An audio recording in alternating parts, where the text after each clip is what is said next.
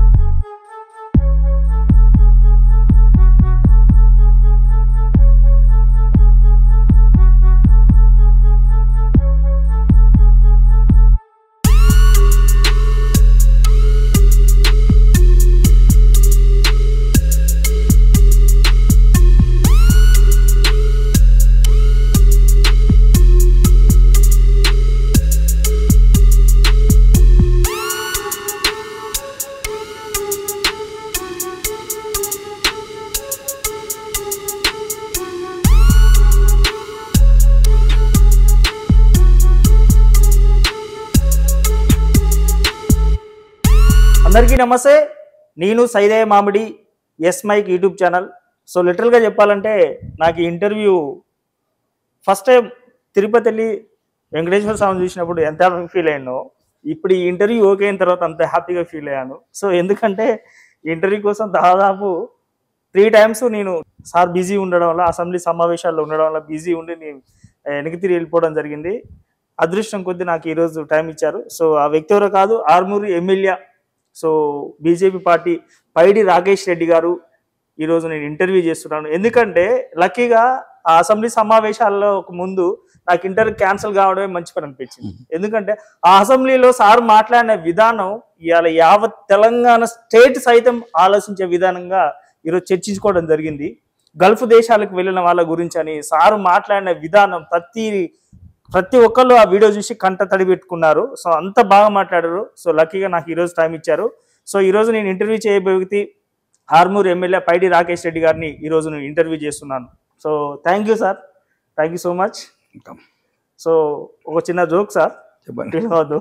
నేను 2 times వచ్చి దాదాపు తెల్లారగట్ల 3 గంటల వరకు అసెంబ్లీ జరిగిన రోజు మొత్తం మీరు అసెంబ్లీ లోపల ఉంటే అసెంబ్లీ బయటలో కారులో పడుకున్నాం మేమంతా. సో లక్కీగా నాకు టైం ఇచ్చారు sir. Thank you so much sir. So ముందుగా మీకు నమస్కారం పెట్టాలా, జై శ్రీరామ్ అనాలా? నో, నమస్కారం పెట్టినా పర్వాలేదు, జై శ్రీరామ్ అన్న పర్వాలేదు, సలాం వాలేకుం అన్న పర్వాలేదు, గుడ్ ఈవినింగ్ అన్న పర్వాలేదు, లేకపోతే విదేశాలలో 223 దేశాలకి మీకు ఏది సంబంధించిన ఆ సాంప్రదాయాలు పాటించవచ్చు. కానీ మీ సాంప్రదాయాలు మీరు పాటించలేదు, కానీ మా సాంప్రదాయాల్ని మారుస్తా అంటే ఒప్పుకో. Right sir, thank you. నాకు నిజంగా మీరు ఇచ్చిన టైం కూడా నాకు చాలా తక్కువ. నా దగ్గర చాలా రాపిడ్ క్వశ్చన్స్ ఉన్నాయి. మేబీ మీరు ఇచ్చిన టైంలో నేను కంప్లీట్ చేసుకోవాలని లోపల ఎగ్జామ్ ప్రిపేర్ అవుతున్నాను. చెప్పండి. ఇప్పుడు మీరు అన్నారు సార్ సలాం అలైకుం పెట్టొచ్చు, జై శ్రీరామ్ అనొచ్చు, నమస్కారం పెట్టొచ్చు అన్న ఏ లాంగ్వేజ్ లో అయినా పెట్టొచ్చు అన్నారు. సో మీరు ఎమ్మెల్యేగా ఎన్నికైన తర్వాత అసెంబ్లీలో అసరుద్దీన్ వాళ్ళు స్పీకర్ ఉన్నప్పుడు మీరు ప్రమాణ స్వీకారానికి పోకుండా ఉన్నారు అంటే ఒక ముస్లిం వ్యక్తి అక్కడ ఉన్నారన్న ఉద్దేశంతో పోలేదా సార్? లేలే కాదు, అది రాంగ్, అది తప్పుడు వార్తలు. సార్. అది ఆ రోజు కూడా మేము ఖండించినాం, ఈ రోజు కూడా ఖండిస్తున్నాం. అక్బరుద్దీన్ గారు అంటే మాకు మంచి అభిమానం. ఎందుకంటే అంటే నాయకులు ఉండాలి. ఓకే, ఆ చిన్న సంఘటనలు పాతే మర్చిపోతే, ఎందుకంటే వాళ్ళ ధర్మాన్ని కాపాడుకుంటున్నాడు, వాళ్ళ వర్గాన్ని కాపాడుకుంటున్నాడు. మాకు బుద్ధి లేని విధవలం మేము, మా ధర్మాన్ని కాపాడుకుంటలేం, మా మనుషులను ఐక్యత చేస్తలేం, మా వాళ్ళని మార్చుకోలేకపోతున్నాం, మా వాళ్ళే మాకు పగ అయినరు మా ధర్మానికి. కాబట్టి అక్బరుద్దీన్ గారు అంటే నాకు కెనలేని గౌరవం ఒకటి. రెండోది ఏంటంటే ఆ రోజు మేము ప్రమాణ స్వీకారం చేయడానికి కారణం ఏంటంటే చేయకపోవడానికి అది శాసనసభ నియమాలకు వ్యతిరేకం. అది ఓకే సార్. శాసనసభలో ప్రొటెన్ స్పీకర్ చేసేటప్పుడు ఎవరైతే సీనియర్ సభ్యుడు ఉంటాడో అతన్నితో చేయించాలి. Okay okay. అది కాంగ్రెస్, ఎంఐఎం, హిందూ ద్రోహ పార్టీలు కాబట్టి, దేశానికి వ్యతిరేకంగా పన్నాగాలు కానీ 2 పార్టీలు కాబట్టి, ఆ 2 పార్టీలు ఒకటై కావాలని మమ్మల్ని అవమానించాలా, హిందూ జాతిని అవమానించాలా, హిందువులు ఎంతో అభిమానించి ఎన్నుకున్న శాసనసభ్యులను అవమానించాలని ప్రొటెన్ స్పీకర్ కూర్చుండబెట్టినాయి. అక్బరుద్దీన్ గారి కన్నా ఇంకా 2 సీనియర్ శాసనసభ్యులు ఉన్నారు. అసలు వాళ్ళని పెట్టలే తప్ప మాకు అక్బరుద్దీన్ పర్మనెంట్ స్పీకర్ అవుతారు. అప్పుడు ఎటు పోతాం మేము? ఎటు పోలేరు. అది తప్పుడు ఆరోపణ. సో ఇప్పుడు మీరు అన్నారు సార్, మీ మాటలోనే నాకు ఒక క్వశ్చన్, హిందువులని కించపరచాలని అని అంటున్నారు. హిందువులు అంటే అసలు హిందువులు అంటే ఎవరు సార్ మీ దృష్టిలో? అంటే బీజేపీ కండవ కప్పుకున్నోళ్ళే స్వచ్ఛమైన హిందువులా సార్? వేరే కండవ కప్పుకున్నోళ్ళు హిందువులు కాదా? అసలు మీకు పెద్ద ఇది తెలియకపోవడం పెద్ద వండర్ అనిపిస్తుంది. అక్బరుద్దీన్ కూడా హిందువే సార్. అక్బరుద్దీన్ హిందువే, అసౌద్దీన్ హిందువే. ఎందుకంటే వాళ్ళ తాతలు మా తాతలు ఒకటి, అన్నదమ్ములు, సేమ్ బ్లడ్. మీరు కావాలంటే ఇప్పుడు అక్బరుద్దీన్ గారి బ్లడ్, నా బ్లడ్ DNA తీసి పంపించండి, సేమ్ బ్లడ్, సేమ్ రక్తం, సేమ్ ఇండియన్ బ్లడ్. ఓకే. మేమనేది ఏంటంటే హిందువులను అవమానకరంగా మాట్లాడే వాళ్ళని, హిందువులని అసలు అంటే ప్రపంచంలో మీకు ఒకటి చెప్పాలి సార్, సుమారు 220 దేశాలల్లా ఏ దేశంలో లేని ఒక దురవస్థ అనుకోవచ్చు, దురదృష్టం అనుకోవచ్చు, దౌర్భాగ్యం అనుకోవచ్చు, నష్ట జాతకులం అనుకోవచ్చు మేము హిందువులం. ప్రపంచంలో ఏ దేశం కూడా మెజారిటీ ప్రజలను అవమానిస్తలేదు. తన దేశం ఫ్రాన్స్ కావచ్చు, అక్కడ మెజారిటీ ప్రజలు క్రిస్టియన్స్ ఉంటే వాళ్ళని గౌరవిస్తుంది, వాళ్ళ పద్ధతులు గౌరవిస్తుంది, వాళ్ళ సాంప్రదాయాలు గౌరవిస్తుంది. సౌదీ అనుకోండి, అక్కడున్న రాజరిక పరిపాలన కావచ్చు, ఇంకేదైనా కింగ్ కావచ్చు, అక్కడ ఇస్లామిక్ కంట్రీ, అది ఇస్లామిక్ ని గౌరవిస్తుంది. ఓకే.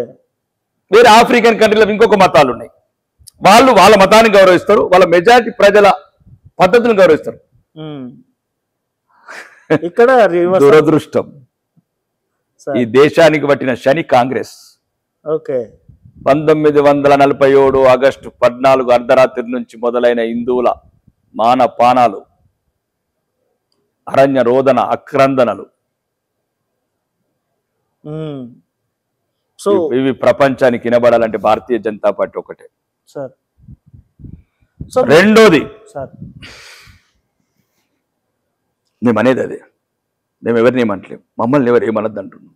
మేమేం పాపం చేశామని నిన్న బంగ్లాదేశ్లో వాడెవడు రిజర్వేషన్ గొడవ, ముజీబుర్ రెహమాన్ ఎవరు 1971 ఎప్పుడైతే అతనికి స్వాతంత్రం వచ్చినప్పుడు, అప్పుడు ఎవరైతే పాకిస్తాన్ సైనికుల చేతుల్లో అత్యాచారాలకు గురైన ఎవరైతే ఆడవాళ్ళు ఉంటారో వాళ్ళ సంతానానికి 10% రిజర్వేషన్స్, అక్కడ బంగ్లా విముక్తి పోరాటంలో పాల్గొన్న వాళ్ళకు 30% రిజర్వేషన్. ఆ దేశం చట్టాలు అవి. ఓకే. అది జరుగుతూ ఏదో మొన్న 2023లో ఏదో జరిగింది, 2024లో షేక్ హసీనా గారు వాళ్ళ కోర్టులు వాళ్ళ దేశం మధ్యన హిందువులు ఏం పాపం చేశారండి? నిన్న ఒకటే రోజు హిందూ గుళ్ళు కొట్టారు.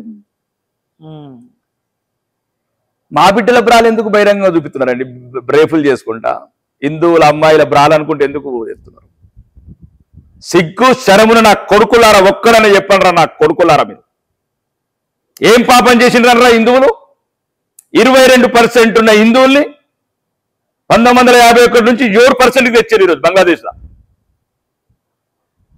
బిక్కుమనుకుంటూ ఆడపిల్లల అర్థనాలు వినవర్తలేవా ఈ దేశంలో ఉన్న మేధావులకు, ఈ దేశంలో ఉన్న కుహాన సెక్యులర్ వాదులకు, ఈ దేశ ద్రోవులకు, హిందూ ద్రోవులకు ఏం పాపం చేశారండి బంగ్లాదేశ్లో హిందువులు?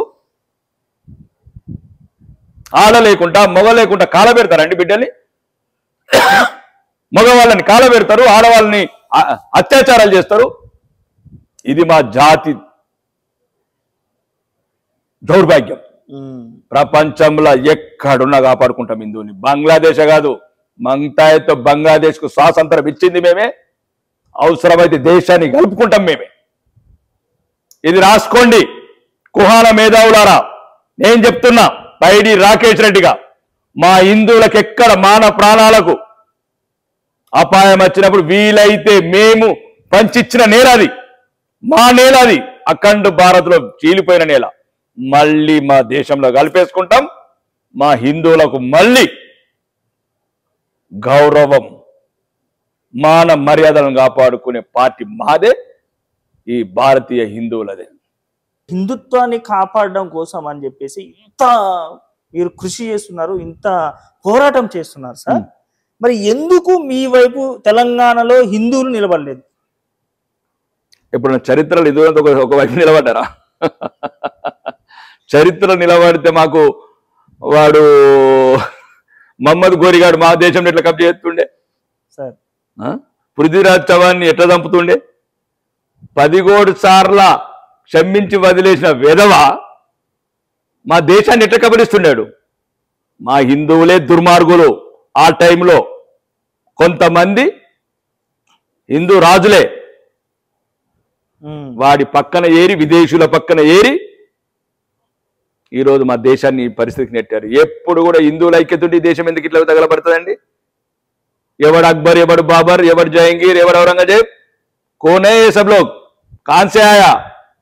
हमारा जो आज जो मुसलमान है ये देश में, वो हमारा लोग है, वो हमारा कौन है?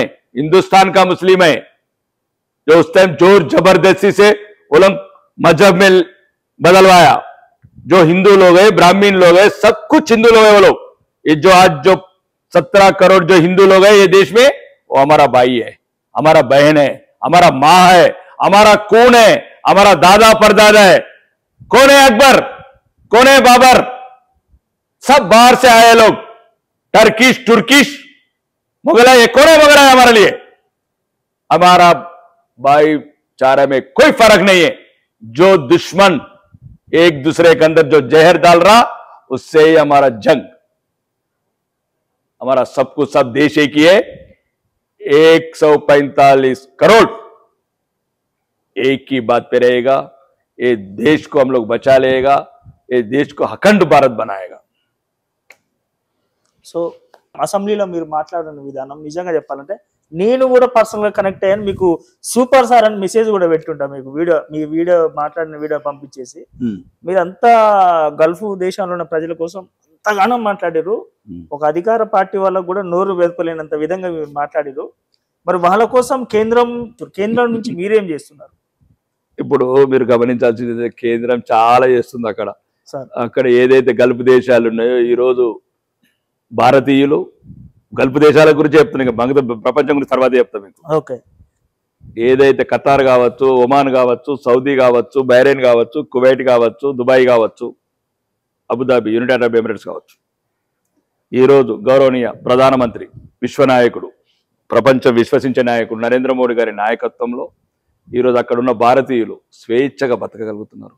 ఒకప్పుడు బిక్కుబిక్కుమంటూ అక్కడి అరబ్బు చట్టాలకు, అరబ్బుల దాష్టికాలకు బలైపోయిన భారతీయులు, ముఖ్యంగా మా ఉత్తర తెలంగాణ వాళ్ళు, ఆంధ్రాలో ఈస్ట్ వెస్ట్ జిల్లా వాళ్ళు, రాయచోటి లాంటి రాయలసీమ ప్రాంతం వాళ్ళు, కదిరి లాంటి అనంతపురం ప్రాంతం వాళ్ళు, ఈరోజు అందరూ మా సోదరులే. వాళ్ళందరూ ఈరోజు గౌరవంగా అమ్నెస్టీ స్కీమ్స్ కావచ్చు, ఈరోజు నరేంద్ర మోడీ గారి వల్ల ఇప్పటికి 4 సార్లు క్షమాభిక్ష పెట్టారు. అక్కడ లేకపోతే చెరసాల పాలయ్యేవాళ్ళు, ఇవన్నీ మీకు తెలియదు. ఎవరో పనికిరాని వాళ్ళు ఏదో చెప్తున్నారని కాదు. ఇక్కడ ఈరోజు అక్కడ ఉన్న తెలుగు వాళ్ళు కావచ్చు, తెలంగాణ వాళ్ళు కావచ్చు, ఉత్తర తెలంగాణ వాళ్ళు కావచ్చు, ఇప్పటికి నరేంద్ర మోడీ గారి 10 సంవత్సరాల పరిపాలనలో ఆ ఉన్న ముస్లిం దేశాలన్నీ వాళ్ళ దేశ అత్యున్నతమైన అవార్డ్స్, లైక్ మన భారతదేశంలో ఉన్న భారతరత్న అంటే అవార్డ్స్ మన నరేంద్ర మోడీ గారికి ఇచ్చినాయి. ఒకటి నరేంద్ర మోడీ భారత ప్రధానికి ఇచ్చినాయి. ఒకప్పుడు దీపం వెలిగించడమే నేరం, దేవుడు ఫోటో చూస్తేనే నేరం అనే దేశాలల్లా ఈరోజు గుళ్ళు నిర్మించే సత్తా ఈ దేశ నాయకత్వానికి ఉంది, భారతీయ జనతా పార్టీ నాయకత్వానికి, భారత ప్రధానమంత్రికి. కాబట్టి అక్కడున్న భారతీయుని స్వేచ్ఛగా వాళ్ళ క్షమాభిక్షలు పెట్టించి వేలాది మందిని జైలుకెళ్ళి తెప్పించిన నాయకత్వ ఇక్కడ భారతీయ జనతా పార్టీది, నరేంద్ర మోడీ గారిది. ముఖ్యంగా ఇక్కడ ఏంటంటే మేము చెప్తున్నది మా తెలంగాణ, ఉత్తర తెలంగాణ, ముఖ్యంగా మా ఉత్తర తెలంగాణ అభివృద్ధిలో ముఖ్య భాగస్వామ్యం గవర్నమెంట్ తక్కువ ఉంది. ఓకే. ఈ గవర్నమెంట్ అది ఎప్పుడు దక్షిణ తెలంగాణకే దోసుకపోతుంది మా నిధులన్నీ. ఓకే. ఎందుకంటే ఇక్కడ గ్రామాలల్లో పల్లెలల్లో మీరు వెళ్ళి చూడండి, ఎంక్వైరీ చేయండి. అవసరమైతే కాంగ్రెస్ నాయకత్వం ఏదైతే ఉందో, ఇప్పుడు ఎవరైతే అగ్రనాయకత్వం ఉందో, ఈ ఖమ్మం, మహబూబ్ నగర్, నల్గొండ నాయకులు కూడా మంత్రులు వాళ్ళు ప్రత్యేక బృందాలు పెట్టి మా జగిత్యాలు కావచ్చు, పైడిమాడుగు కావచ్చు, ఇక్కడ ఇబ్రాహీంపట్నం కావచ్చు, బండలింగపూర్ కావచ్చు, కొరుట్ల కావచ్చు, మెట్టిపల్లి కావచ్చు, ఆర్మూరు కావచ్చు, బాల్కొండ కావచ్చు, భీమ్గల్ కావచ్చు, మాక్లూరు కావచ్చు, నందిపేట కావచ్చు, వెళ్ళమనండి. ఆడ మొత్తానికి మొత్తం ఉత్తర తెలంగాణ అభివృద్ధి ఏంటంటే చాలా మట్టుకు ఈ గల్ఫ్లో సుమారు 15 లక్షల మంది, మా ప్రాంతం వాళ్ళు సుమారు ఒక 10 లక్షల మంది వాళ్ళు పంపించిన డబ్బులు, వాళ్ళు పంపించిన డబ్బులతోనే ఇక్కడ కడుపు నిండి అన్నం తింటున్నారు, మంచి కొద్దిగా క్వాలిటీ ఉన్న బట్టలు కట్టుకుంటున్నారు, పిల్లలు ఒక నాణ్యమైన విద్య నేర్చుకుంటున్నారు. వాళ్ళకి ఏదైనా టీవీ కావాలన్నా, ఫోన్ కావాలన్నా వీళ్ళు ఇచ్చిన డబ్బులు కాదు. ఇప్పుడు కాదా ఈ దొంగ స్కీములు, ఈ ప్రజాకర్షణ స్కీములు, లేనోడు మీద అప్పు తెచ్చి ఉన్నోడికి మంచి స్కీములు కాదు. వాడి రక్తం ఎడారిలో మరిగిచ్చి కరిగిచ్చి కన్నీళ్లతో పంపించిన డబ్బులతో ఉత్తర తెలంగాణ అభివృద్ధి అయింది తప్ప ఎవరో ఈ దక్షిణ తెలంగాణలో కాదు, ఆంధ్రప్రదేశ్ నాయకులు కాదు మమ్మల్ని అభివృద్ధి చేసింది. కాబట్టి అలా సమస్యలు నేను అసెంబ్లీలో ప్రస్తావించాను. మరుగున పడిపోయిన కన్నీరు మున్నీరు అవుతున్న ఇల్లాలులు, భర్త శవాలు ఎప్పుడు వస్తాయో తెలకుండా నెలల తరబడి ఏడ్చే భార్యల సంగతి, కడుపు కోత ఉన్న తల్లుల బాధ. నిన్నగాక మొన్న గోవిందపేట్ల 2 రోజుల క్రితం ఇంకా శవమానే ఉన్నది. నేను సౌదీకి మాట్లాడిన రోజు ఇర్ఫాన్ అనే స్నేహితుడు అక్కడ. ఓకే. ఎప్పుడు వస్తుంది తెలియలేదన్న, ప్రయత్నం చేస్తున్నాం. ఎప్పుడు వస్తుంది, ఎన్ని రోజులు ఏడాలా? ఇదే నేను ఈ రాష్ట్ర నాయకత్వానికి చెప్తున్నా, దయచేసి మమ్మల్ని మనుషుల్లాగా భావించండి. మేము మనుషులమే. మీరు ఎట్లా మీ తల్లిదండ్రులకు ఎట్లయితే జన్మించారో మేము మా ఉత్తర తెలంగాణలో మా తల్లిదండ్రులకి జన్మించాము. ముందే ఇక్కడ నక్సల్స్ వాదంతోని, కన్నీళ్లతోని, కడుపు కోతలతోని, ఇనుప బూట్ల చప్పులతోని, ఎన్కౌంటర్లతో తెల్లారని నేలలల్లా అదేదో జీవనోపాధికి సగం చదువులు చదివి గల్ఫ్ కంట్రీలకు వెళ్ళాం. మీలాగా పెద్ద పెద్ద దొరలు, పెద్ద పెద్ద ఉన్నత వర్గాల్లాగా ఇంగ్లీష్ మీడియం ఏసీ స్కూళ్ళలో చదువుకొని చల్లటి దేశాలని యూరప్ పోలేదు. డొనాల్డ్ ట్రంప్ ఉన్న, ఒబామా ఉన్న దేశాలకు అమెరికాకు పోలేదు మీ పిల్లల్లాగా. ఒకప్పుడు బతకడమే నేరం. ఎలా బతుకుడు, ఎట్లా బతుకుడు, తెలంగాణ పల్లెల్లోనే ఒక పాటలు, గన్నేరు ముళ్ళల బతికిన బతుకులకు అదేదో ఆ గల్ఫ్ ప్రాంతంలో మా సగం చదువుకొని మా బతుకులకు అదొక ఆశ. అది ఈరోజు మళ్ళీ మా పాలిట శాపమైంది. కాబట్టి నిధులు పెట్టమంటున్నాం. మేము సొమ్ము అడుగుతున్నాం. 3 లక్షల కోట్ల బడ్జెట్, 2,91,000 కోట్ల బడ్జెట్.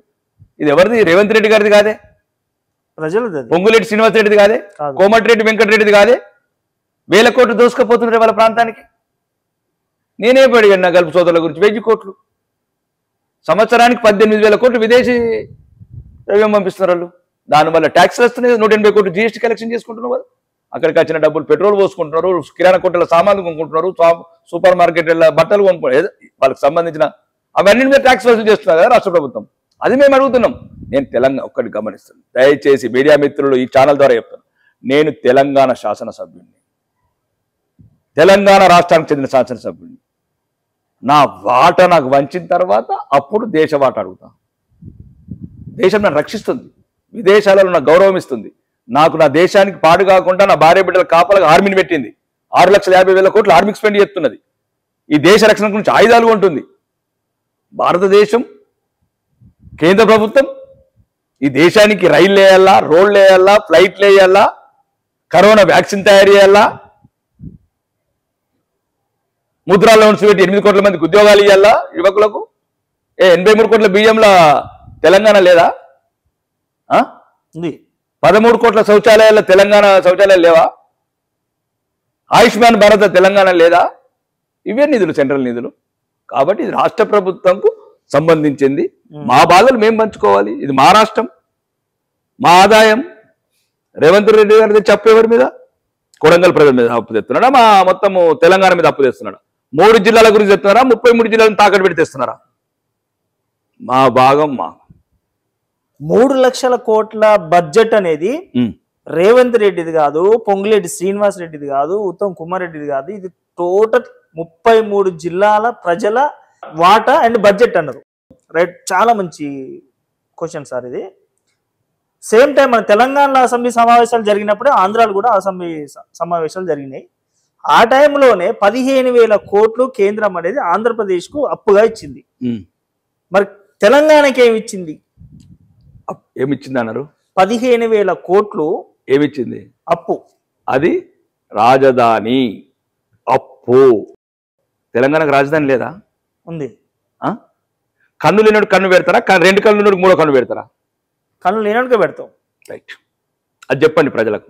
వాళ్ళు 50 సంవత్సరాలు మనతో సమైక్య రాష్ట్రంలో ఉండి, ఓకే, ఏదైతే రాష్ట్ర విభజన జరిగిన సమయంలో ఓకే వాళ్ళు ఏదో కోరికలు కోరిగారు, ఉమ్మడి రాజధాని ఉండాలన్నారు, సెంట్రల్ అన్నారు. కానీ ఎక్కడ కూడా మన తెలంగాణ రాష్ట్ర ప్రజల ప్రయోజనాలు దెబ్బతినద్దని అప్పుడు సుష్మా స్వరాజ్ గారు, భారతీయ జనతా పార్టీ, కాంగ్రెస్ ఒకవైపు దీన్ని స్పెషల్ జాయింట్ క్యాపిటల్ చేద్దాం అనుకున్నది. అయినా కానీ సుష్మా స్వరాజ్ గారు ఒప్పుకోలేదు కాబట్టి భారతీయ జనతా పార్టీ వల్ల ఈరోజు మొత్తం నికార్సైన తెలంగాణ ఏర్పడ్డది. కాబట్టి పాపం మన సోదరులు 50 సంవత్సరాలు మనతో కలిసి ఉన్నారు. ఈరోజు ఎవరు కట్టారు ఎయిర్పోర్టు? ఎవరు కట్టారు ఔటర్ రింగ్ రోడ్డు? ఎవడు పొంగుతున్నాడు? కన్నవాడు ఒక్కడైతే ఎత్తుకొని ముద్దాడుతున్నది మనం. ఎవరు చేశారు? 2 లక్షల సుమారు 20,000 కోట్ల ఎగుమతులు, సాఫ్ట్వేర్ ఎగుమతులు, 9,36,000 మంది ఉద్యోగాలు సాఫ్ట్వేర్లో. ఎక్కడ మాదాపూర్, ఎక్కడ కోకాపేట, ఎక్కడ గచ్చిబౌలి, ఎవరు చేసిరు ఇదంతా? ఒక మంచి ఓకే రాజకీయ నాయకులు ఏమైనా అవలక్షణాలు ఉంటుండొచ్చు. చంద్రబాబు నాయుడు గారు ఉమ్మడి ఆంధ్రప్రదేశ్లో ఈరోజు సాఫ్ట్వేర్ అనే పదాన్ని, ఐటీ అనే పదాన్ని ప్రజాభవనం వచ్చి ఈరోజు యువతకు ఉపాధి కావచ్చు, ఈరోజు స్థిరపడడానికి కావచ్చు విదేశాల్లో. వైఎస్ రాజశేఖర రెడ్డి గారు, ఓకే, వ్యక్తులు ఏమని ఉండొచ్చు. ఈరోజు రాష్ట్ర అభివృద్ధి చెందడంలో ఉమ్మడి ఆంధ్రప్రదేశ్ నాయకత్వం, అక్కడి నాయకులు, అక్కడి ప్రజలు చాలా కష్టపడ్డారు, శ్రమించారు, మనతో పాటు ఈ రాష్ట్రాన్ని ముందుకు తీసుకెళ్లారు. సాటి సోదరులు రాష్ట్రం విడిపోయింది, వాళ్ళకి రాజధాని లేదు, అప్పు తెచ్చుకున్నాడు. నీకేం పోయిందిరా? ఈ పనికిరాని వాడు బుద్ధి లేదు ఎవరా మాట్లాడుతందుకు. ఈ రాజకీయ నాయకులకు కానీ ఎవరికైనా పనికిరానోడికి వాడు అప్పు తెచ్చుకున్నాడు రా. వాడు కన్ను లేదు, కన్ను పెట్టుకుంటాడు. మనకు 2 కన్నులు ఉన్నాయి. మనకు కావాల్సింది ఏదో మనం అడగాలి. వాచ్ కావాలా, రింగ్ కావాలా, బ్రాస్లెట్ కావాలా, మనం అడగాల. కానీ ఆడి కన్ను ఎందుకు పెడుతున్నావు? ఆడి గుడ్డోడు, ఆడి కన్ను పెడుతున్నది డాక్టరు. నీకు కన్ను లేదని చెప్పి నీకు కూడా కన్ను పెట్టిస్తా. తప్పది. ఎందుకంటే మన సాటి సోదరులు రాజధాని లేదు, అక్కడ ఉన్న రాజకీయ పరిస్థితుల వల్ల 10 సంవత్సరాల నుంచి లేట్ అయింది. అక్కడ యువత నిర్వీర్యం అవుతుంది, నిస్సహాయాలు అవుతున్నారు. దయచేసి మన సాటి సోదరుల మీద కొద్ది సానుభూతి చూపుదాం. తెలంగాణకి ఏం తీసుకురాలేదు? తెలంగాణకి 36,000 కోట్ల, నీకు ఇప్పుడు రైల్వే పనులు వర్క్ జరుగుతున్నాయి. ఇప్పుడు 4 కోట్ల, ఇప్పుడు 3 కోట్ల, ఏదైతే 10 లక్షల కోట్లు ఇస్తున్నాం ప్రధానమంత్రి ఆవాస్ యోజన. ఇప్పుడు 5 లక్షల ఇళ్లకు ఎవరిస్తున్నారు? 22,000 కోట్లలో 10,000 కోట్లు ఎవరిస్తారు? మేమే ఇస్తాం కదా. మీరు చదువుకున్న వాళ్ళు, మీరు ఇంత సమాజ స్పృహ ఉన్న వాళ్ళు, ఆ మాయదారి కాంగ్రెస్, దేశద్రోహుల పార్టీ అయిన ఆ కాంగ్రెస్ని ఇట్లా నమ్ముతారా మీరు? ఒక అబద్ధాల పార్టీ ఈరోజు మొత్తం తెలంగాణ రాష్ట్రాన్ని మొత్తం నట్టేట ముంచిన పార్టీ. పేద ప్రజల్ని అబద్ధాలు, 6 గ్యారెంటీలు అని చెప్పి టర్మ్స్ అండ్ కండిషన్స్ అప్లై అని, ఇప్పుడు అన్ని టర్మ్స్ అండ్ కండిషన్స్ అప్లై పెడుతున్నారు, షరతులు వర్తిస్తాయని. కాబట్టి భారతీయ జనతా పార్టీ అది మొత్తం భారతదేశ బడ్జెట్. అది రోడ్లు, రవాణా సౌకర్యాలు, రైల్వేలు, విద్యుత్కరణ, విదేశీ ఎగుమతులు, మౌలిక వసతులు. ఎన్ని రోజులు ఉన్నారు ఈ కాంగ్రెస్లో? 60 ఏళ్ళు చచ్చిపోయారు యువత. 300 రూపాయలకు ఒక జీబీ ముట్టుకోవాలంటే అలో అంటే భయం పట్టేది, ఇంటర్నెట్ ఓపెన్ చేస్తే భయపడేది ఎక్కడ అయిపోతుంది జీబీ అని. ఇప్పుడు చూడండి, 24 గంటలు తల్లితోని మాట్లాడు, చెల్లెతోని మాట్లాడు, భార్యతో మాట్లాడు, బిడ్డలతో మాట్లాడు. నీకు కావాల్సిన పని 8 గంటలలో నీకు ఇక్కడ ఇంటర్నెట్ వేగం అనేది పెరగడం వల్ల 8 గంటలు చేసే పని గంట సేపటి చేస్తున్నావు. 7 గంటలు నీ పిల్లలతో ఆడుకో, నీ తల్లిదండ్రులతో ఆడుకో. కాబట్టి ఈరోజు దేశాన్ని అన్ని రకాలుగా అభివృద్ధి చెందుతున్నాం. ధర్మమే కాదు, ఎక్కడ 600 కిలోమీటర్లు లేకుండా విద్యుత్కరణ, ఈరోజు 6,565 కిలోమీటర్ల విద్యుత్కరణ. 92,000 నేషనల్ హైవేస్ ఉంటే ఈరోజు 1,45,000 10 ఏళ్ళ. 269 రూపాయలకు జీబీ ఉంటే ఈరోజు 10 రూపాయలకు జీబీ చేసినాం. 74 ఎయిర్పోర్ట్లు ఉంటే 148 ఎయిర్పోర్ట్లు చేసినాం 10 ఏళ్ళ. 60 ఏళ్ళ 74, 10 ఏళ్ళ 74. అవాయి చెప్పులు ఉన్నోళ్ళని అవాయి జాజెక్కిచ్చినాం. 450 బిలియన్లు ఉన్న ఎగుమతుల్ని 750 బిలియన్లకు తీసుకెళ్ళినాం. విదేశీ పెట్టుబడిని 3 రేట్లు పెంచాము. ఎందుకు? ఈ దేశం సురక్షితంగా ఉన్నదని పెట్టుబడి పెడతాడు. ఎందుకు పెడతాడు పెట్టుబడి? మరి ఇరాన్ ఎందుకు పెడతలేడు? ఇరాన్ ఎందుకు పెడతలేడు? ఇరాక్లు ఎందుకు పెడతలేడు? సిరియాలో ఎందుకు పెడతలేడు? ఈ దేశం ఈరోజు ప్రపంచంలో భద్రతగా ఉన్నది, సురక్షితంగా ఉన్నది. ईट का जवाब पत्थर से दे रहे हम लोग. ये देश को ऐसा ఇనుప కంచెల మధ్య భద్రంగా ఈ దేశాన్ని కాపాడుతున్నాం. అది నరేంద్ర మోడీ గారి నాయకత్వం, భారతీయ జనతా పార్టీ నాయకత్వం. జీవన్ రెడ్డి గారిని మాల్ మీద రైడ్ చేపించి ఆయన షాపింగ్ మాల్ క్లోజ్ చేయించారు అని మొన్న మీరు ఇంటర్వ్యూలో ఎస్ నా పాత్ర ఏంది నేనే చేపించిన అన్నారు. అవును, ఇప్పుడు కూడా చెప్తున్నాను, దానికి ఏముంది. అంటే ఎందుకు సార్ అంత కోపం? అంటే మీ పైన పోటీ చేసిరానా లేకపోతే మిమ్మల్ని వ్యక్తిగత విమర్శలు చేసిరానా? ఇప్పుడు ఒకటి, నీకు ఆఫీస్ ఉందా ఛానల్కు? ఉన్నది సార్. కిరాయి కడతావా? కడతా. నెల నెల కడతావా? కట్టాలి, కట్టకపోతే అదే అదే కరెంట్ బిల్లు కట్టాల్సిందే. లోపల పనిచేసేటోళ్ళకు బరాబర్ ఇవ్వాల్సిందే ఖచ్చితంగా. అదే అతను అవి వేయలేదు, ఇల్లు కిరాయి కట్టలేదు, ఓకే, కరెంట్ బిల్ కట్టలేదు, ప్రాపర్టీ ట్యాక్స్ కడతావు కదా ఖచ్చితంగా, అది కట్టలేదు. మొత్తానికి అతను ఏం చేశాడంటే, ఇది వివరంగా వినాలి మీరు. అది 2013లో టెండర్ జరిగింది కిరణ్ కుమార్ రెడ్డి గారి నాయకత్వంలో. అంటే ఇది ఒకటే కాదు, ఆర్టీసీ ప్లేస్లు ఎక్కడెక్కడ అందుబాటులో ఉంటాయి. 6 ఇక్కడ ఉన్న పాపం వ్యాపారవేత్తలు, ఇక్కడ ఉన్న బిజినెస్ మెన్లు తీసుకున్నారు. ఇతను అప్పుడు శాసనసభ్యుడు కాడు, ఆ దొరల వంచన ఏరియా అప్పుడు రాజకీయాలు చేసేవాడు. అప్పుడు అక్కడ ఉన్న సిద్దిపేట ద్వారా, ఇప్పుడు మాజీ ఫామ్ హౌస్ ద్వారా. అది 2014 వాళ్ళు అది తీసుకున్నారు. వాళ్ళు ఏదో ఇతను 2010 వాళ్ళని బెదిరించి, ఇది 6 ప్రజలు అందరికీ తెలిసింది. కాబట్టి వాళ్ళని బెదిరించేసి అతని భార్య పేరు మీద మార్పించుకున్నాడు ఆ లీజుని. మార్పించుకునే పర్లేదు, అది ఓకే. అది వాళ్ళు బెదిరించాడా బెదిరియలేదా ఇక అది ఒక ఈరోజు అది పక్కన పెడుతుంటే, మొత్తానికి ఇక్కడ 6 ప్రాంతంలో జరిగిన నిజం అది. అప్పుడున్న వాళ్ళకున్న బాధలు ఎవరికి చెప్పుకున్న న్యాయం జరిగే పరిస్థితి లేదు. అతని దౌర్జన్యాల పొంగటం తర్వాత అతని లీజ్ అతని పేరు మీద, అతని భార్య పేరు మీద కంపెనీ పెట్టి అతను ట్రాన్స్ఫర్ చేసుకున్నాడు. చేసుకున్న తర్వాత ఏం చేయాలి, ఆర్టీస్కు మంత్లీ లీజ్ ఇవ్వాలి. అదే ఇప్పుడు విలి కిరాయి కట్టినట్లు. రెండోది కరెంట్ బిల్ వాడుకుంటున్నాడు కాబట్టి కరెంట్ కట్టాలి. మూడోది ప్రాపర్టీ ట్యాక్స్ కట్టాలి. నాలుగోది ఆ బిల్డింగ్ కట్టడానికి లోన్ తెచ్చుకున్నాడు స్టేట్ ఫైనాన్స్ కార్పొరేషన్, అది కట్టాలి. 7 ఏళ్ళ నుంచి ఏమి ఒక్క రూపాయి కట్టలే, ఆర్టీసీకి రూపాయి కట్టలే, కరెంట్ బిల్ రూపాయి కట్టలే, ప్రాపర్టీ ట్యాక్స్ రూపాయి కట్టలేదు. స్టేట్ ఫైనాన్స్ కార్పొరేషన్లో 7 ఏళ్ళ నుంచి పడి 45 కోట్లు ఇంకా పెండింగ్ ఉంది. అధికారులు మంచి ఏమైనా నిజాయితీ పడిన అధికారులు పోతే వాళ్ళతోని అసభ్య పదజాలం వాడి దూషించి వల్గర్ లాంగ్వేజ్ మాట్లాడే, అవసరమైతే మీరు సజ్జనార్ గారి దగ్గరికి వెళ్ళండి, అతను ఏం మాట్లాడాడు, మన మీడియాలో కూడా ఏం మాట్లాడాడు చెప్తాడు. అంటే ఇప్పుడు ఓడిపోతేనే అంత అట్లాంటి మాట్లాడుతున్నాడు. అప్పుడు ఆ దొరల వంచన ఉన్నప్పుడు ఈ కాసిం రాజు ఏమంటే మాటలు మాట్లాడాడు. అధికారులందరినీ బెదిరించడం, ఎవరైనా మంచి నిజాయితీ అధికారి అయితే మీ భార్య పిల్లల్ని కిడ్నాప్ చేస్తానడం, అవన్నీ చేసిన తర్వాత నేను రాజకీయాలకు రాగానే చెప్పాను. కావాలంటే విజువల్స్ ఉన్నాయి, నేను గెలవక ముందే 3 నెలల ముందే చెప్పాను. ఒకవేళ ఈ ఏవైతే ప్రజలకు సంబంధించిన పన్నులు ఉన్నాయో, ప్రజలకు సంబంధించిన ఆస్తుల మీద అక్కడ అతను ఒక్క రూపాయి లేదు. ఇటుక అతను కాదు, ఇసుక అతను కాదు, స్టీల్ అతను కాదు, సిమెంట్ అతను కాదు, కరెంటు బిల్లు అతను కాదు. కానీ మాత్రం నెల కిరాయిలు మాత్రం తీసుకుంటున్నాడు. పీవీఆర్ సినిమా దగ్గర, కేఎఫ్సీ దగ్గర, రిలయన్స్ దగ్గర తీసుకోవటము, కార్లు కొనటము, వాచ్లు కొనటము. ఎవడబ్బా సొమ్మని అడిగాను. మాకు పేద ప్రజలు ఉన్నారు, అది మా 6 ప్రజల ఆస్తి, అది ఒక గవర్నమెంట్ ఆస్తి అంటే మా పేద ప్రజలు 6 మా తాతలు ఇచ్చారు. అది బస్ డిపోకు ఏదో ఇక్కడ రవాణా సౌకర్యాలు బాగుపడితే నాకు కిరాయితో మాకు ఏదైనా బాత్రూమ్లు కట్టుకుంటామా, లేకపోతే బస్ స్టాండ్లు కట్టుకుంటామా, బస్సులు కొనుక్కుంటామా. వీడెవడండి మా ఆస్తి తినడానికి, ఎవడు వీడు? అదే నేను అడిగాను. ఇప్పుడు కాదు అడిగింది, అధికారం రాకముందు అడిగాను. నేను రాజకీయాలకు వచ్చినప్పుడు అడిగాను, ఒకవేళ మర్యాద 3 నెలల్లో ఏదైతే ప్రభుత్వానికి ఉన్న ప్రజలకు సంబంధించిన బకాయిలు మర్యాదగా కట్టి ధర్మబద్ధంగా న్యాయబద్ధంగా వ్యాపారాలు చేసుకో, తప్పులేదు.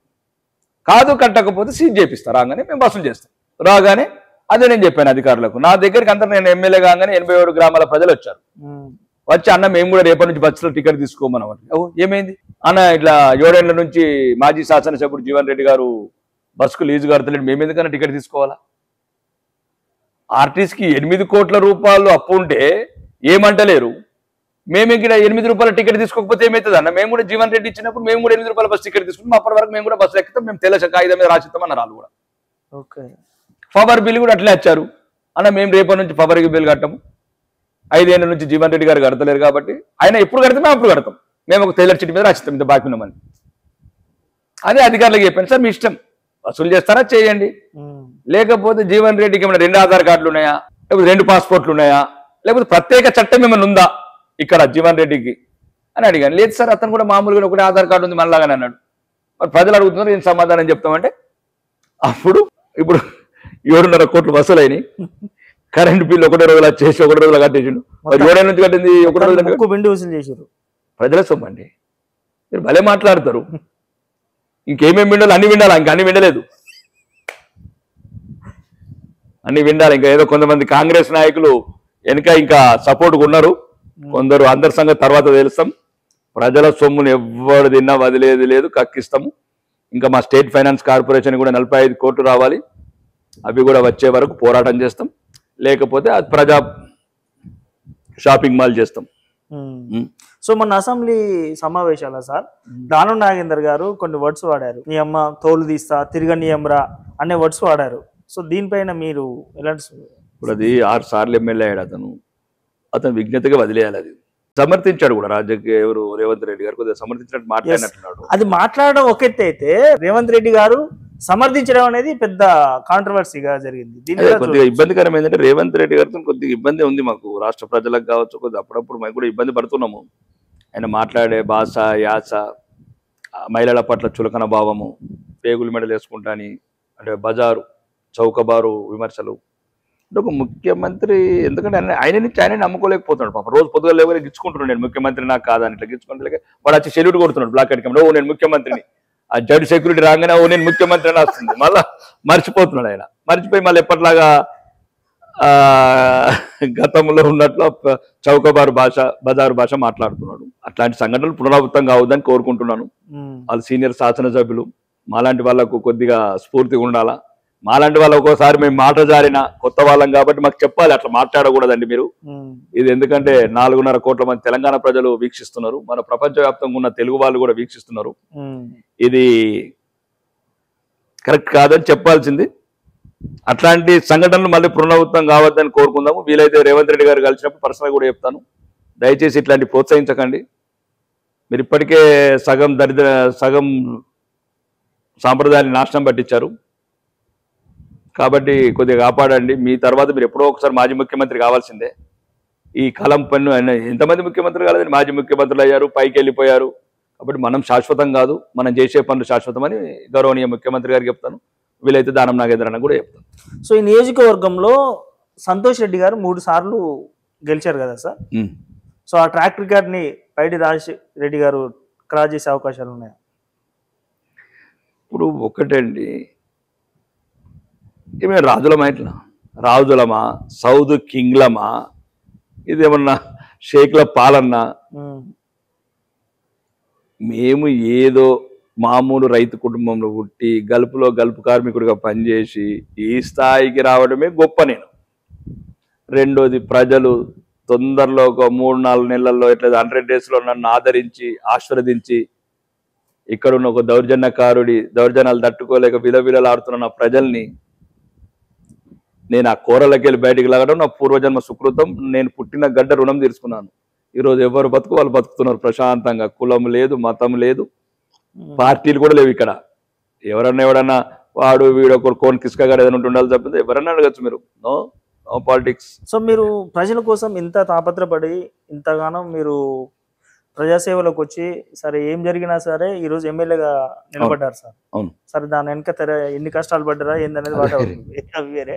బట్ నేను ఒక వీడియో చూసినప్పుడు లిటరల్గా చెప్పాలంటే నాకు చాలా గిల్టీ అంటే మీ ఆ వర్డ్స్ అనేది అంటే మీ గురించి అంటే మీరన్న వర్డ్స్ కాదు, జీవన్ రెడ్డి గారు మిమ్మల్ని పర్సనల్ గా పైడి రాకేష్ రెడ్డి అంటే నిత్య పెళ్లి కొడుకు, అమ్మాయిల పిచ్చి, ఎర్రచందనం స్మగ్లరు, పుష్ప 2 హీరో, ఇవన్నీ అనిపించినప్పుడు మీకు ఏమనిపించింది సార్? ఇది ఒక రంగము, బురద లాంటిది.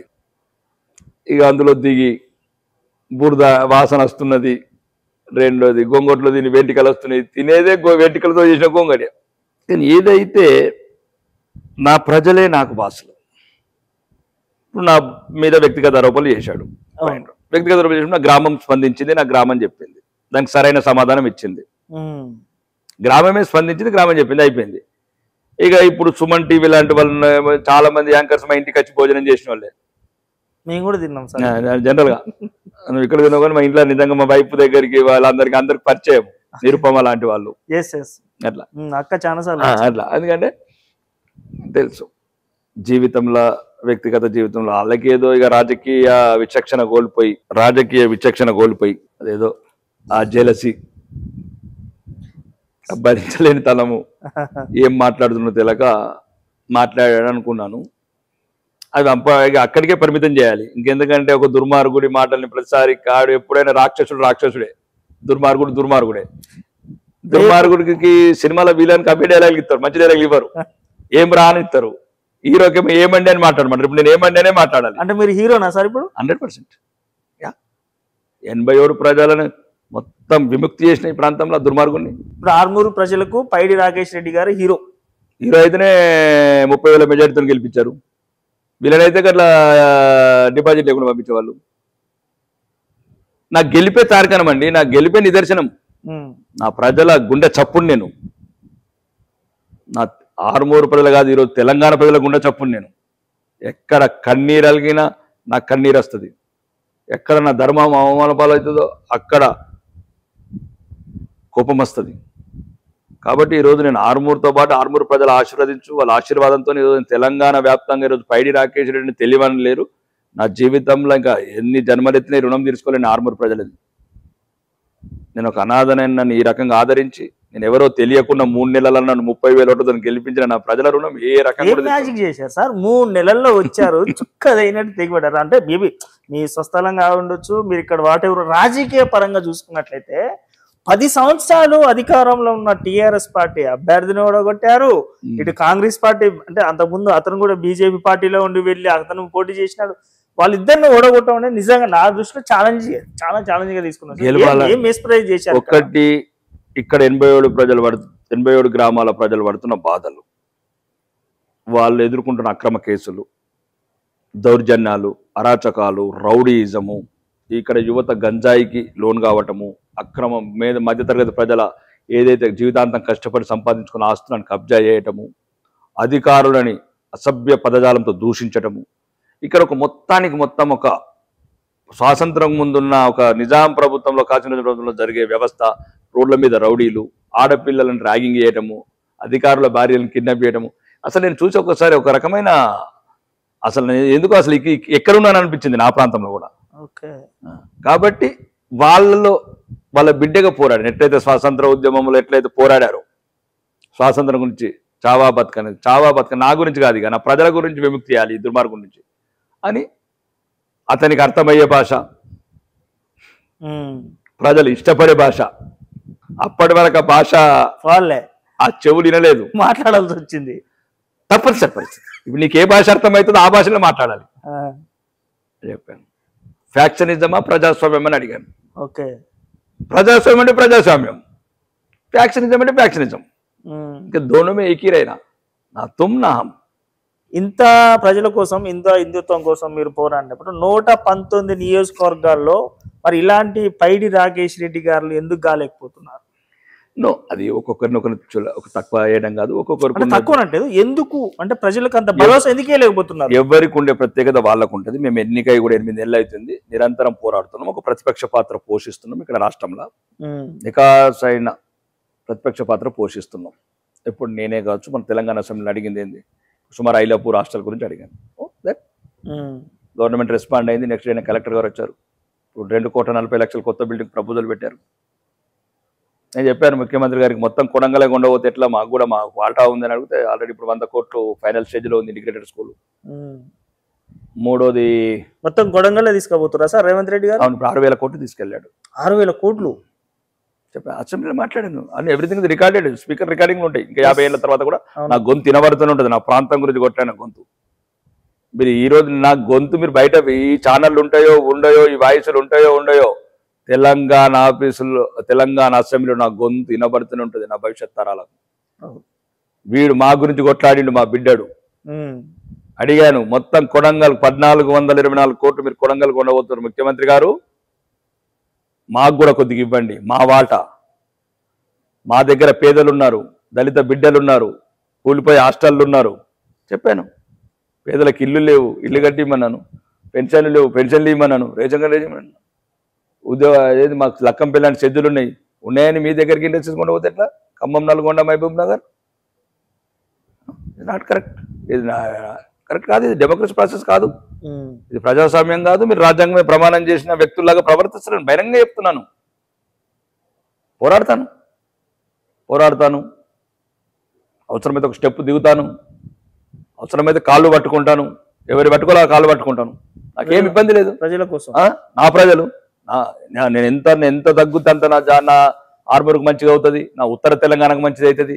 మొత్తం 33 జిల్లాల తెలంగాణకు, ఇప్పుడు 3 జిల్లాలే చూస్తున్నారు, ఇంకా 30 జిల్లాల తెలంగాణకు న్యాయం జరగాలంటే నేను ఎక్కడికైనా వెళ్తాను.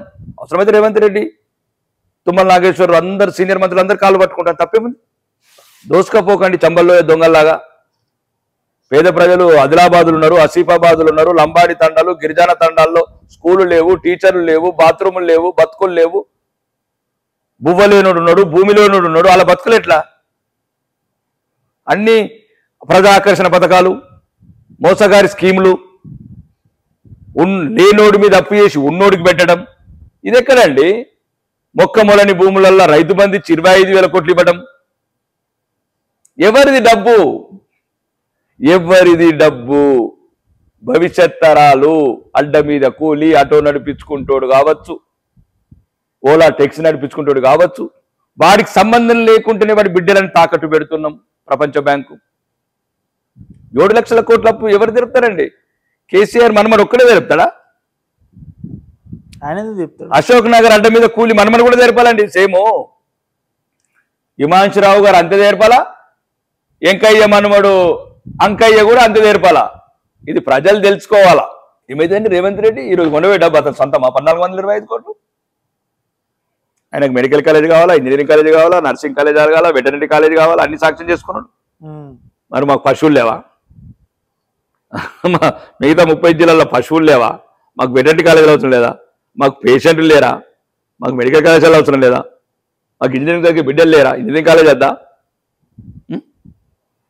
ఒక్కవేళ నాకు అభ్యంతరం లేదండి, దక్షిణ తెలంగాణ మంత్రులు గౌరవనీయ ముఖ్యమంత్రి రేవంత్ రెడ్డి గారు వాళ్ళ సొంత ఆస్తులు అమ్ముకొని తీసుకుపోమనండి. బడ్జెట్ మాత్రం 33 భాగాలు వంచాల్సిందే. సో మీ గురించి ముఖ్యంగా చూసుకున్నట్లయితే సార్, రాకేష్ రెడ్డి గారు అంటే మీరే చెప్పారు మీ నోట్ల నుంచి, ఎర్రచంద్రం బిజినెస్ చేస్తా, ఎర్రచంద్రం బిజినెస్ చేస్తా అని మీరే ఓపెన్ గా చెప్పేసారు. జనరల్ గా అసలు ఎర్రచంద్రం అనుకునే ఇక అమ్మ ఎర్రచంద్రం బిజినెస్ అమ్మ ఎర్రచంద్రం పుష్పసిమిలో గుర్తొస్తుంది. మొత్తం లారీలు వేసుకొని పోలీసు వాళ్ళకి దొరకకుండా టాస్క్లు వేసుడు. మీరు కూడా అంతే చేస్తారా సార్ బిజినెస్? ఇప్పుడు నాకు అమ్మిన వాళ్ళు ఎవరంటే దివంగత ముఖ్యమంత్రి వైఎస్ రాజశేఖర రెడ్డి గారు అమ్మారు, రోషయ్య గారు అమ్మారు, నాకు కిరణ్ కుమార్ రెడ్డి గారు అమ్మారు, చంద్రబాబు నాయుడు గారు అమ్మారు, జగన్మోహన్ రెడ్డి. ఇలా 5గురు దొంగలు అయితే నేను దొంగనే. అమ్మినోడు దొంగ అయితే కొన్నోడు దొంగనే. అమ్మినోడు వైఎస్ రాజశేఖర రెడ్డి గారు, కిరణ్ కుమార్ రెడ్డి గారు, రోషయ్య గారు, జగన్మోహన్ రెడ్డి గారు, నారా చంద్రబాబు నాయుడు గారు. ఇలా 5గురు దొంగలు అయితే నేను దొంగని, అలా 5గురు పుష్పలు అయితే నేను పుష్పని. కానీ మొత్తానికి మాత్రం ఏమంటారు కదా, కాలుకు మెడకి వేసుకొని కూర్చున్నట్టు ఉంది ఇప్పుడు మీది. ఎర్రచందనం అంటే ఏంటంటే ఇది ఒక అరుదైన వృక్షము. నిజంగా ఏం సార్ అన్ని లక్షలు లక్ష లేదు, కోటి లేదు. అది మన బాహుబలి రాజమౌళి సినిమా ఉంటుంది చూడు, ఆడు నువ్వు ప్రభాస్ గారి మీద ఎగిరినావు అనుకో, హీరో అంటే తమన్నా హీరోయిన్ ఉంటది, నువ్వు ఎగిరిపోయారు పైన ఉన్నావు అనుకో, అది సినిమా కాబట్టి ఎగురుతావు. అది బాహుబలి సినిమా. అంతేనా సార్? అది ఏం లేదు, మామూలు అక్కడ ఆ ప్రాంతంలో ఇప్పుడు ఎట్లయితే ఆదిలాబాద్ లో టేక్ ఉంటుందో, ఇప్పుడు కేరళలో రోజు కూడా ఉంటుందో, రాయలసీమ ప్రాంతంలో ఒక 5 జిల్లాలలో ఎర్రచందనం ఉంటుంది. అది మామూలు కర్ర. ఎక్కడి ఆర్మూరు, ఎక్కడి పైడి రాజేష్ రెడ్డి గారు, ఎక్కడి రాయలసీమ, ఎక్కడ ఆంధ్ర, ఈ వ్యాపారంలోకి ఎట్లే సార్ మీరు? మరి ఆంధ్రప్రదేశ్ ఎక్కడో పులివెందుల ఫ్యాక్షనిజం ఫ్యామిలీ ఉండి వైఎస్ రాజు గారు ఆంధ్రప్రదేశ్ ముఖ్యమంత్రి ఎట్లయిండు? జగన్మోహన్ రెడ్డి 2004 వరకు కూడా ఏం లేకుండా ఆస్తి 1,00,000 కోట్ల ఆస్తి సిమెంట్ ఫ్యాక్టరీ ఎట్లా పెట్టిండు? ఛాయ్ అమ్ముకున్న ఫ్యామిలీ నరేంద్ర మోడీ ప్రధాని. ఎవరి రాత ఏముంటుందనండి, ఎవరికి దేవుడు ఎదురు. ఇప్పుడు మీరు యాంకర్ కావాలన్నది, మీడియా రంగంలోకి రావాలన్నది, మీడియా రంగంలోకి వచ్చావు. నువ్వు ఎర్రచందనం చేస్తానండి, నువ్వు ఎర్రచందనం చేయలేవు. నేను యాంకర్గా చేద్దామంటే నేను యాంకర్ చేయలేను. నీ బుక్ నీకు రాసిండు బ్రహ్మదేవుడు, నా బుక్ నాకు రాసిండు. ఒకవేళ ఎప్పుడన్నా సినిమాలు ఏదో ఉంటుంది, ఆలి సినిమా ఉంటుంది, యమలీల అట్లాంటిదైనా భవిష్యవాణి దొరికినప్పుడు అప్పుడు చూద్దాం, మార్చుకుందాం అంటారా సార్? మీ పేజ్ నాకేసిన మామూలు వ్యాపారం అది. ఎందుకంటే మేము కూడా గవర్నమెంట్ సీజ్ చేసి ఏదైతే స్మగ్లింగ్ అవుతుంటే కాన్ఫిస్కేటెడ్ చేస్తారు, అంటే సీజింగ్ చేస్తారు. పట్టుకున్నది ఆదిలాబాద్ లో ఖానాపూర్ లో టేకు పట్టుకుంటారు, ఖమ్మంలో టేకు పట్టుకుంటారు, రాయలసీమలో ఎర్రచందనం పట్టుకుంటారు. ఇది కర్రనే, అది కర్రనే, అది కర్రనే. పట్టుకున్న తర్వాత దాన్ని ఒక లీగల్ ప్రాసెస్ ద్వారా జ్యుడిషియల్ పర్మిషన్ తీసుకొని, గవర్నమెంట్ ఆఫ్ ఇండియా పర్మిషన్ తీసుకొని యాక్షన్ పెడతారు. ఆ యాక్షన్ లా రాకేష్ రెడ్డి పార్టిసిపేట్ చేస్తాడు, ఉమ్, రేవంత్ రెడ్డి పార్టిసిపేట్ చేస్తాడు, ఓకే. జగన్మోహన్ రెడ్డి పార్టిసిపేట్ చేస్తాడు. ఎవరు ఎక్కువ రేట్ అయితే ఎవరికి ఇస్తారు ఉమ్. అంతే. సో ఇప్పుడు వినయ్ కుమార్ రెడ్డి గారు లాస్ట్ టైం బీజేపీలో ఉన్నారు కదా సార్, అవును, అంటే ముందు టిఆర్ఎస్. టిఆర్ఎస్ తర్వాత బీజేపీ. మేబీ అంటే ఇక్కడ ఆర్మూర్లో స్టార్టింగ్ నుంచి బీజేపీలో ఉన్న వాళ్ళు ఎవరు లేరా సార్? ఫస్ట్ నుంచి జెండా పట్టుకున్న వాళ్ళు ఎవరు లేరా? ఇక్కడ మీకే టికెట్ ఎట్లా కన్ఫర్మ్ చేశారు? ఇప్పుడు విరాట్ కోహ్లీ కన్నా ముందు బ్యాటింగ్ చేసిన లేరా? క్రికెట్ ప్రాక్టీస్ చేస్తలేరా లేకపోతే ఎట్లా అంటే విరాట్ కోహ్లీకు రోహిత్ వీళ్ళకి కెప్టెన్స్ ఎందుకు ఇస్తున్నారు, వీళ్ళే వరల్డ్ కప్ ఎందుకు తెస్తున్నారు? మీరు కొంచెం వాడు తిరిగి సైలెంట్ అయ్యేసరికి అమ్మ నేను గెలిచిన అనుకుంటున్నా. అయితే ఎవరైతే ఇక్కడ ఉన్న వాళ్ళు ఈరోజు భారతీయ జనతా పార్టీ ఇంత బలంగా ఉండడానికి కారణం, ఇక్కడ సుమారు 1981 నుంచి కష్టపడ్డ వాళ్ళు, ప్రతి కార్యకర్త స్వేదం ఉంది దీంట్లో. ప్రతి నాయకులు ఎవరైతే సీనియర్ నాయకులు వాళ్ళ కష్టార్జితం ఉంది ఈ పార్టీ ఇంత బలపడడానికి ఈ ప్రాంతంలో. రెండోది మా గెలుపుకు, అవును, ముఖ్యంగా నా గెలుపుకు ధర్మపుర అరవింద్ గారు కావచ్చు, సహకారం కావచ్చు, ముఖ్యంగా పల్లె గంగారెడ్డి ఆ సోదరుడు ఇక్కడ రాష్ట్ర కార్యదర్శి కావచ్చు, ఇక్కడ అల్జాపూర్ శ్రీనివాస్, భూపతి రెడ్డి సారు, ఇంకా మిగతా ఇక్కడ ఉన్న మిగతా బీజేపీ నాయకులు, వాళ్ళ అహర్నిశలు అహోరాత్రులు రాత్రింబవళ్ళు కష్టపడి ఇది సమిష్టి విజయం. కార్యకర్తలు కూడా ఎట్లయితే యుద్ధంలో సైనికులు కొట్లాడతారు అట్లా కొట్లాడారు. ఒక దుర్మార్గుడి పాలన, కుటుంబ పాలన, రాజరిక పాలన, పోలీసు పాలన, ఇక్కడ ఒక కాసిం రజీ గారు, ఈ అరాచకాలను తట్టుకొని ప్రతి ఒక్క కార్యకర్త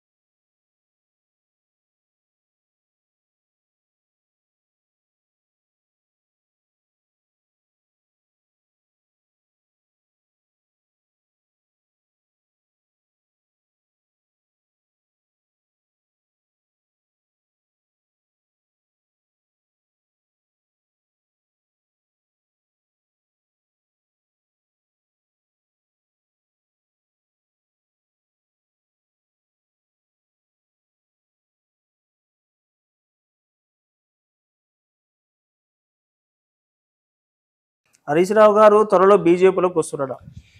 రాజకీయ ప్రక్రియ వేరండి. నేను సార్, మాట్లాడింది సార్, సార్, ఇప్పుడు నేను మాట్లాడింది తెలంగాణకు నష్టం చేసిండ్రు, అమరవీరుల ఆశయాలను తుంగలో దొక్కిండ్రు, నిరుద్యోగ యువతకు ఒక ఉద్యోగం లేకుండా ఏదైతే ఉస్మానియా యూనివర్సిటీ విద్యార్థులు ఈ ఉద్యమానికి ఊపిరులు తినరో వాళ్ళ మీదనే లాఠీలు జులిపించిన కర్కశ ప్రభుత్వం గతం, ఇప్పుడు కూడా. ఓకే.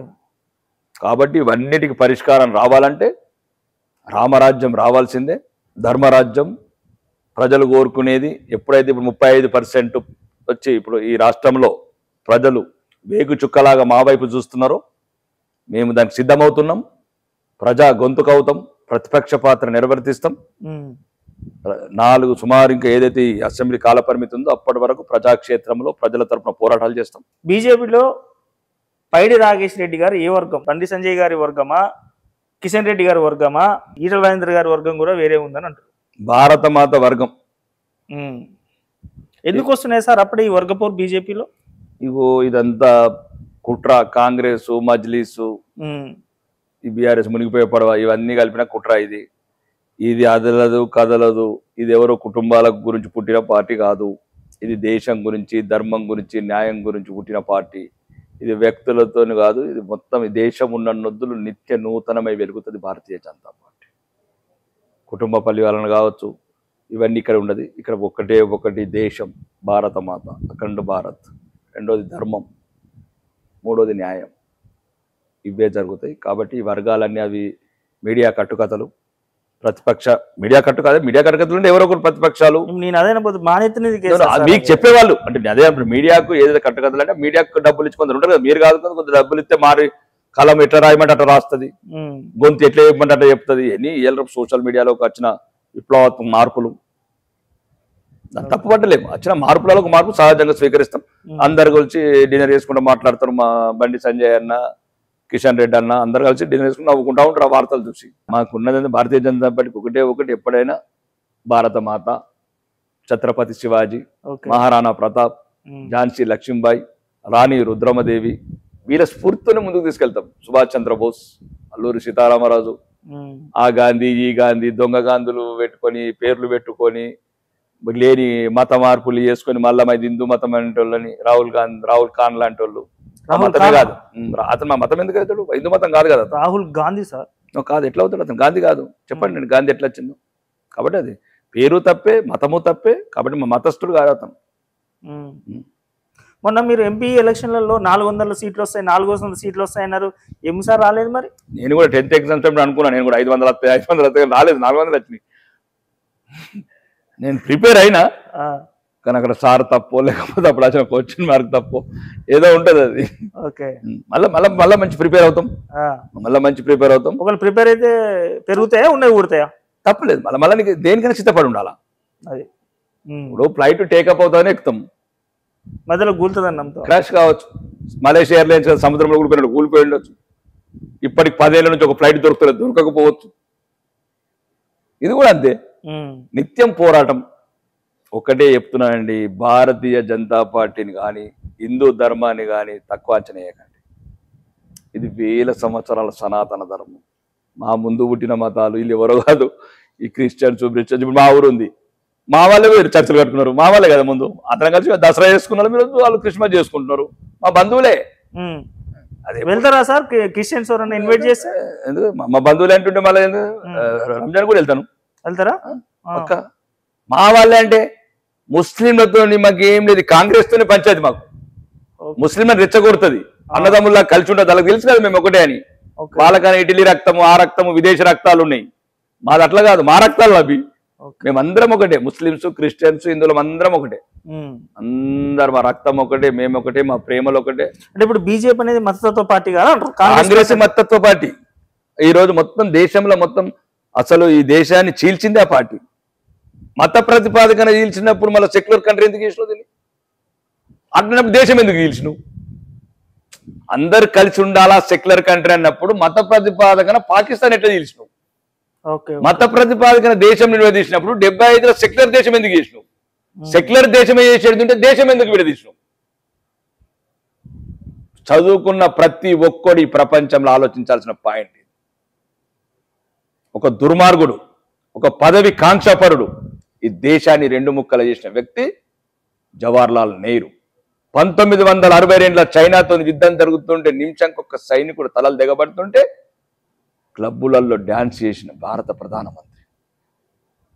తెలంగాణ 1947 ఆగస్టు 15 నుంచి 1948 సెప్టెంబర్ 13 వరకు నరహంతకుడు కాసిం రజ్వీ నిజాం నాయకత్వంలో ఈ రాష్ట్రంలో హిందువుల మాన పానాలు వేలాదిగా తగలబడుతుంటే సిగరెట్ పట్టుకుంటాను ఏమి పట్టనట్టు నిష్కలంగా ఎటువంటి కనికరం లేకుండా ఈ భారతదేశ నడి సెంటర్లో ఉన్న తెలంగాణని హైదరాబాద్ సంస్థానాన్ని వదిలేసి ఎటువంటి నాయకత్వాల లక్షణాలు లేకుండా కులికిన భారత ప్రధానమంత్రి జవహర్లాల్ నెహ్రూ.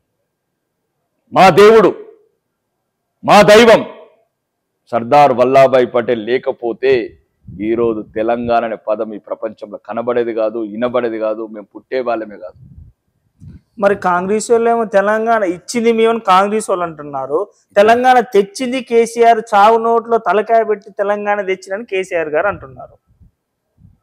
అదొకసారి నవంబర్ 29, 2009 వీడియో విజువల్స్ ఉన్నాయి ఖమ్మం హాస్పిటల్లో. మొత్తం ఈ వీడియో చూసే వాళ్ళందరికీ చెప్తున్నా, నవంబర్ 29 గౌరవనీయ ఫామ్ హౌస్ రాజు, ఇప్పుడున్న మాజీ రాజు, ఫామ్ హౌస్లో పడుకున్న రాజు, నవంబర్ 29, 2009 నాడు ఖమ్మం హాస్పిటల్లో జ్యూస్ తాగాడా లేదా, దొంగ దీక్ష చేశాడా లేదా, నిమ్స్ హాస్పిటల్ రిపోర్ట్స్ అన్ని ప్రజలకు బహిరంగపరచండి. ఎట్లాంటి ఫ్లూయిడ్స్ ఇచ్చారు, ఆ ఫ్లూయిడ్స్ తీసుకొని షర్మిల అనే అమ్మాయి మణిపూర్లో 16 సంవత్సరాలు దీక్ష చేసిందా లేదా. ఈ దొంగ దీక్షలు, దీనివల్ల తెలంగాణ రాలేదు. శ్రీకాంతచారి తగలబెట్టుకుంటే, ఇషాన్ రెడ్డి గొంతు కోసుకుంటే, మొయినాబాద్ యాదిరెడ్డి ఢిల్లీలో ఉరిపెట్టుకుంటే, స్వర్ణక్క మహబూబాబాద్లో రైలు పట్టాల కింద తలబెడి తెచ్చిన తెలంగాణ ఇది ఎవడబ్బ సొమ్ము కాదు, ఎవ్వడికేం భాగస్వం లేదు. జయశంకర్ సార్ లాంటి స్ఫూర్తి, కోదండరాం లాంటి వాళ్ళు నాయకత్వం, మేధావులు, ప్రజా కళాకారులు, విద్యార్థులు, సబండ వర్గాలు తెలంగాణ ముక్త కంఠంతో జై కొట్టిన జై తెలంగాణ ఇది.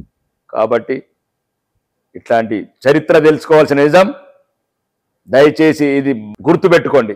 భవిష్యత్తులో తెలంగాణకు కల్వకుంట్ల చంద్రశేఖరరావు గారికి ఎటువంటి సంబంధం లేదు. చీమలు పెట్టిన పుట్టలో పాము దూరినట్లు దూరిండు. 1952 నుంచి మొదలైన ఉద్యమం, జయశంకర్ సార్ లాంటి స్ఫూర్తి, 1969లో 369 మంది బిడ్డల హత్యలు, సర్కారు చేయబడిన హత్యలు, కాల్పులలో చనిపోయిన బిడ్డలు, నిరంతరం ఈ జాతి గురించి, ఈ రాష్ట్రం గురించి నిరంతరం పోరాడిన మేధావులు, కవులు, కళాకారులకు చెందుతుంది తెలంగాణ ఖ్యాతి, తెలంగాణ ఘనత. దయచేసి ఈ వీడియో ద్వారా చూస్తున్న యువకులు కావచ్చు, మేధావి వర్గం కావచ్చు, మీతో చర్చలకు రమ్మంటే ఎక్కడికైనా వస్తాను, ఎన్ని గంటలైనా మాట్లాడతాను. ఈ ఉద్యమంలో చీమలు పెట్టిన పుట్టలో పాములాగా దొరబడ్డాడు కల్వకుంట్ల చంద్రశేఖరరావు. 2014 జూన్ 2 నాడు మిగులు బడ్జెట్ ఉన్న రాష్ట్రాన్ని 7 లక్షల కోట్ల అప్పుల పాలు చేశాడు. ఎటువంటి అర్హతలు లేకుండా నేనే కట్టానని, ఎటువంటి నైపుణ్యత లేకుండా కాళేశ్వరం కట్టి 1 లక్ష కోట్ల అప్పు చేశాడు. దొంగలకు దోషిపెట్టినట్టు తెలంగాణ సంపదను దోషిపెట్టాడు. మిషన్ భగీరథ కావచ్చు, కాకతీయాల కావచ్చు, ఇవన్నీ 1000 కోట్ల స్కాములు. దయచేసి మేము కాకుంటే, మేము బతికుండంగా కాకపోతే, మేము చచ్చినాకైనా సరే భవిష్యత్ తరాలు ఈ చరిత్రను వెలికితీయండి. ఒకవేళ వాళ్ళ కుటుంబ సభ్యులు ఎవరెవరు లక్షల కోట్ల అవినీతి చేశారో ఆ డబ్బును రికవరీ చేయండి. ఇప్పుడున్న చేతగాని దద్దమ్మ ప్రభుత్వాల చేత కాకపోతే కుమ్మక్కై ఒకరికొకడు పంచుకుంటే, వాడే పార్టీలు మారి మళ్ళీ అందరూ ఒకటైతే, మీరు ఇక్కడున్న యువతరం నిర్ణయించుకోవాలి. ఈ తెలంగాణ ఎవరైతే అవినీతి చేసిండో, తెలంగాణ సొమ్ము దోచుకున్నారో, భవిష్యత్ తరాన్ని, బంగారు భవిష్యత్తుని తాకట్టు పెట్టారో, ఇది భవిష్యత్తు యువతని నిర్ణయించుకోవాలి. మేము ఉన్నన్నొద్దులు పోరాడతాం. ఒకవేళ మా గొంతులు ఆగిపోయిన రోజు, మా శ్వాస నిలిచిపోయిన రోజు వీళ్ళని మాత్రం బదలద్దు. ఓకే సార్, నాకు ఇప్పుడు ఇందాక ఇక్కడ నుంచి వస్తుంటే అన్ని డూప్లెక్స్ ఇల్లులు కనపడ్డాయి సార్. ఏం సార్ ఇక్కడ అంత డెవలప్మెంట్? ఇది కష్టంతో, వాళ్ళ చెమట బిందువులతో సేద్యం చేసి సంవత్సరానికి 3 పంటలు పండించి నైపుణ్యతో ఇప్పుడు కావాల్సిన ఇప్పుడున్న సొసైటీకి కావాల్సిన కాయగూరలు కావచ్చు, లేకపోతే నిత్య లాంటి ఆకుకూరలు కావచ్చు, లేకపోతే కమర్షియల్ పంటలు టర్మరిక్ లాంటివి కావచ్చు, 6 నిమిషాలు కష్టపడి రక్త మాంసాలను ముద్ద చేసి కష్టం చేసి నిర్మించుకున్న మేడలు తప్ప తెలంగాణ ప్రజల ఆ స్కీము ఈ స్కీమ్ అని పెట్టి దోసుకొని గొర్రెలు లేకముందే గొర్రెలు పంచి బర్రెలు లేకముందే బర్రెలు పంచి కట్టుకున్నారు. అదే రైతులు వాళ్ళ శ్రమతాన్ని కష్టపడి నేర్చుకున్నారు. వాళ్ళ పిల్లని ఈరోజు విదేశాలకు పంపించుకున్నారు. వాళ్ళ పిల్లతో అక్కడ ఉన్నత ఉద్యోగాలల్లో స్థిరపడి కడుపు చంపుకొని కాలు చంపుకొని పెట్రోల్ బంక్లో పనిచేసి సూపర్ మార్కెట్లో పనిచేసి సాఫ్ట్వేర్ కంపెనీలో పనిచేసి రూపాయి కూడా తల్లిదండ్రులకు పంపిస్తే ఇంత మేడలు కట్టుకున్నాం. Okay sir, thank you so much. నిజంగా నాకు ఇంత టైం ఇస్తారు అనుకోలేదు. భయం ఏంది వచ్చేటప్పుడు మళ్ళీ ఎక్కడ కార్లో బయట పడుకోవాలని భయం ఏంది.